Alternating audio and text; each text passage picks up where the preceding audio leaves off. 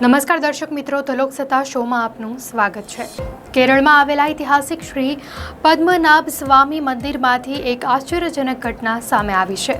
મંદિરમાંથી સોનાનો સળિયો ગાયબ થવાને લઈને એક નવું રહસ્ય ખુલ્યું છે। એવું કહેવામાં આવ્યું હતું કે આ સોનાનો સળિયો રવિવારે મંદિર પરિસરની અંદર રેતીમાં દટાયેલો મળી આવ્યો હતો, જે પોલીસ અને તપાસ ટીમે શોધી કાઢ્યો હતો। ત્યારે ખાસ વાત એ હતી કે તેની શોધમાં સ્નીફર ડોગ્સની પણ મદદ લેવાઈ હતી, પરંતુ ચોંકાવનાર વાત એ છે કે આ સમગ્ર ઘટનામાં સીસીટીવીમાં કોઈના અંદર આવવા કે બહાર જવાના કોઈ પુરાવા નથી।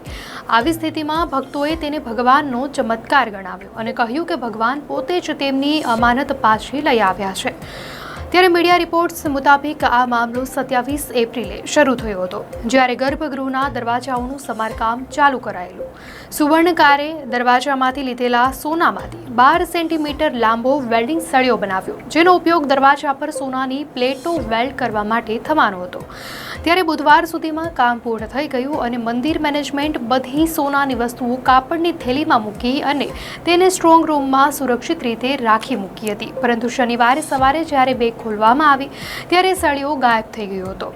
પોલીસ દ્વારા સીસીટીવી ફૂટેજની તપાસ કરાઈ, તેમાં બુધવારે સ્ટ્રોંગ રૂમમાં થેલી રાખતી વખતે સળિયો તેમાં હાજર જોવા મળ્યો હતો। ગુરુવાર અને શુક્રવારે કોઈ કામ નહોતું થયું અને સ્ટ્રોંગ રૂમ ફરીથી ખોલવામાં આવ્યો ન હતો।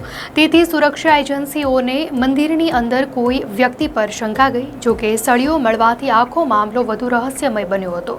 સીસીટીવીમાં કોઈ શંકાસ્પદ ગતિવિધિ રેકોર્ડ નહોતી થઈ અને તાળું પણ અકબંધ હોવાનું જાણવા મળ્યું હતું। હાલમાં પોલીસ દ્વારા આ મામલે સઘન તપાસ કરાઈ રહી છે। ત્યારે અધિકારીઓનું કહેવું છે કે સોનું રાખવા માટે જવાબદાર લોકો સામે યોગ્ય કાનૂની કલમો હેઠળ કાર્યવાહી કરાશે। એ પણ જોવામાં આવી રહ્યું છે કે શું ડરના કારણે કોઈએ ચોરી કરેલો સળિયો પરત મૂકી દીધો છે।